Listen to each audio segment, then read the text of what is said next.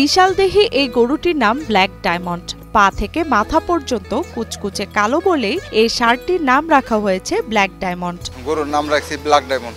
Black ডায়মন্ডের খাবারের তালিকাও বেশ নজরকাড়া। বেশ মজা করেই কলা, কমলা, বিস্কুট খায় মালিকের হাতে। বাজার থেকে কিনে এনে খাই, তখন ওকেও খাওয়াই, ওদের বড় একটা অংশ থাকে। কলা, আপেল, কমলা, বিস্কুট মানে যখন যেমন হয় তখন তেমন সেভাবে খাওয়াই। দৈর্ঘ্যে প্রায় 10 ফুট ও উচ্চতায় 5 ফুট 8 ইঞ্চির এই বিশাল আকৃতির গরুটি সামলাতে বেগ পেতে হয় 3 থেকে 4 জনকে। গোয়াল ঘর থেকে একে বাইরে বের করতে মানুষ লাগে 3 জন।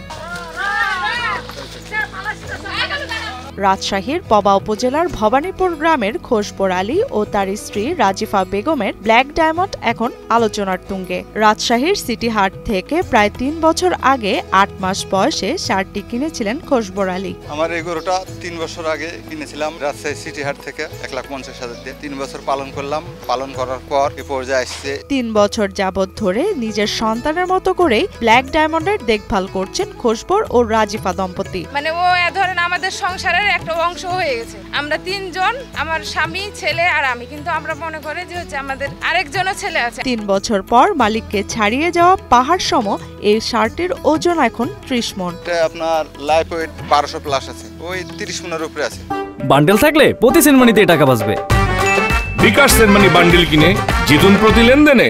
গরুটিকে প্রতিদিন কলা, আপেল, কমলার পাশাপাশি ঘাস, চিটাকুড়, মাখানো, ভুসি ও খড় খাওয়ানো হয়। ওকে দেশি ঘাস খাওয়াই, দেশি জাতের খাবার টাবার খাওয়াই। খড়, ঘাস, তারপরে খুদ, আটা, এগুলো ধরেন খাওয়াই আমরা লালন পালন করছি। 30 মণের বিশাল দানব আকৃতির ফ্রিজিয়ান জাতের ষাঁড় ব্ল্যাক ডায়মন্ডকে শান্ত রাখতে প্রতিদিন কমপক্ষে 4 বার গোসল করাতে হয় তাকে। সেখানেও বেশ জনবলের প্রয়োজন পড়ে। গরম পড়লে 4 বার গোসল করে, নাহলে 3 বার, সকালে, দুপুরে আর রাতে। 1.5 লাখ টাকায় কেনা গরুটি বর্তমান মূল্য চাওয়া হচ্ছে 9 লাখ টাকা। দাম যাচ্ছে 9 লক্ষ টাকা। এই গরুটি এখন এলাকার আকর্ষণের কেন্দ্রবিন্দুতে পরিণত হয়েছে। তাই এই গরুটিকে দেখতে প্রতিনিয়ত খোসবরের বাড়িতে ভিড় করেন উৎসুক জনতা। লোকজন আসে বাইরে থেকে, ছবি প্রতিদিনই বাড়িতে কেউ না কেউ আসে গরু দেখবো বলে। এলাকার লোক, গ্রামের লোকজন, আশেপাশের গ্রামের লোকজন প্রতিদিন কেউ না কেউ আসে যে ভাই তোর গরুটা একটু দেখবো। গরুটা আমাকে অনেক ভালো লাগছে। গরুটা আমার জানা মতে 3 বছর আগে নিয়েছিল। আমার বাড়ির পাশে গরুটা ছিল, আমি জানি না যে গরুটা এত সুন্দর হবে।